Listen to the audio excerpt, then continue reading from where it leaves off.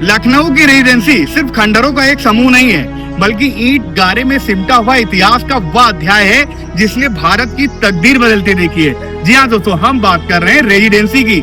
यहाँ का इतिहास बहुत पुराना है।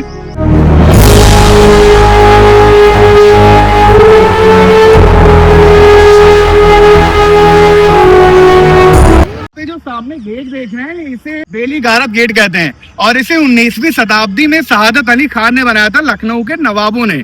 तो ये आप पहले प्यारा सा गेट देखिए, बेली गारत गेट कहते हैं।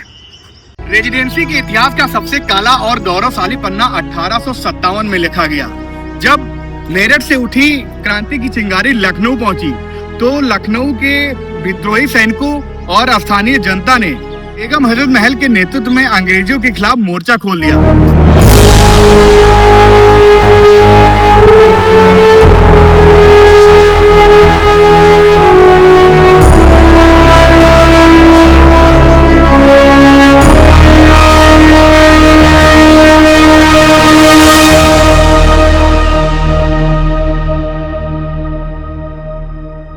इसकी कहानी शुरू होती है 1775 में। नवाब असाफुद्दौला ने इसे अवध के दरबार में रहने वाले ब्रिटिश रेजिडेंट के लिए बनवाना शुरू किया था। उस वक्त किसी ने नहीं सोचा था कि ऐसा आराम के लिए बनी ये इमारत इन जंग का सबसे खौफनाक मैदान बन जाएगी।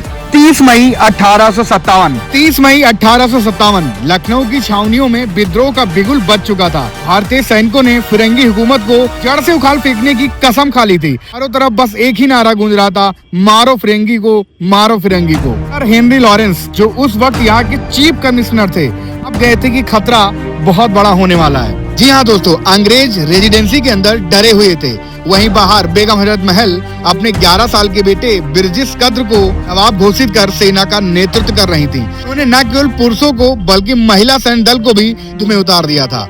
हाथी पर सवार होकर खुद मोर्चे का मुआवना करती थी। रेजिडेंसी की घेराबंदी उनके अटूट साहस की एक कहानी है। ये दीवारें ढह सकती हैं, लेकिन ये हमेशा याद दिलाती रहेंगी कि लहू से सींचना पड़ता है। आजादी कभी खैरात में नहीं मिलती।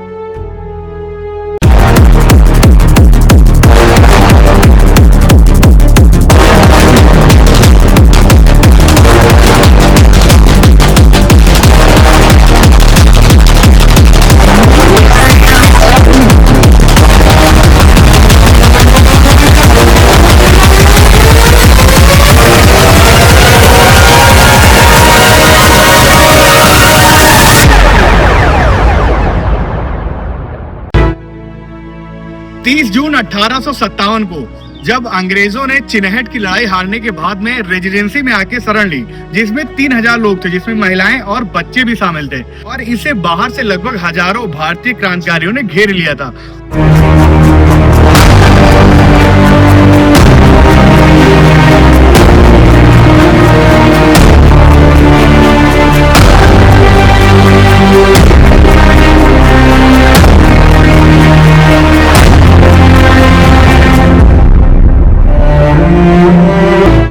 1857 की क्रांति के बाद में रेजिडेंसी को कभी रिपेयर नहीं किया गया। जिस खंडहर में तब्दील हो गया था गोला बारूद पड़ने के बाद में, उसी फॉर्म में अभी तक भी स्टैब्लिश है।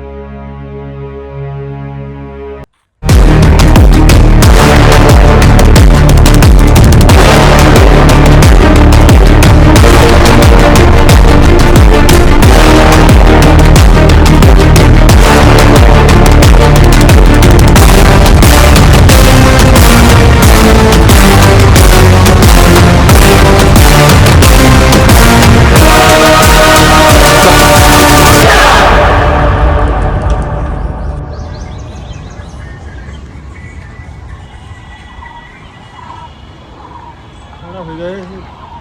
1857 में अंग्रेजों ने जब रेजिडेंसी में शरण ली, उसके बाद से भारतीय जो विद्रोही थे उन्होंने रेजिडेंसी को चारों तरफ से घेर लिया और 147 दिनों तक ये घेराबंदी चली। स्टार्टिंग के दिनों में मतलब क्या कह सकते हैं कि रेजिडेंसी में जैसे ही अंग्रेजों ने आके यहाँ घेरा डाला, उसी के शुरुआती दिनों में जो उसका हेड कमांडर था सर लॉरेंस, उसका एक तोप का गोला लगने से उसकी मृत्यु हो गई और एक घेरेबंदी में लोगों की कमी, भूख प्यास और दवाइयों की बहुत ज्यादा कमी होने लगी, जिसके बाद से भारतीय जो क्रांतिकारी जो थे वो अंग्रेजों पर हावी हो गए।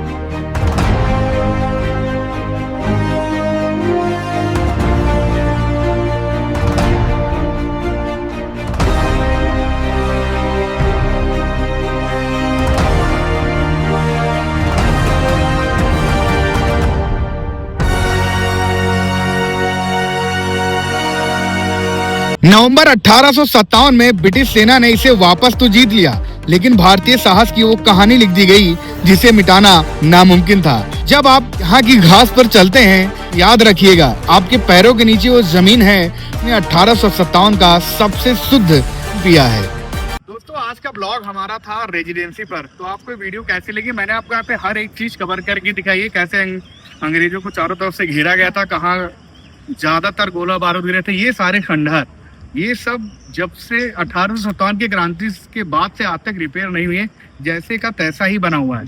तो अगर आपको वीडियो पसंद आई हो तो उसको लाइक, सब्सक्राइब एंड शेयर करें। अगर आपके पास में कुछ कमेंट्स हैं तो आप वो हमें शेयर कर सकते हैं। हम अगर आपको कुछ नई जगह और देखनी है वो भी बताइएगा, हम आपको वहां पर भी लेके चलेंगे। तो मिलते हैं आप फिर अगले वीडियो में। Thank you boss.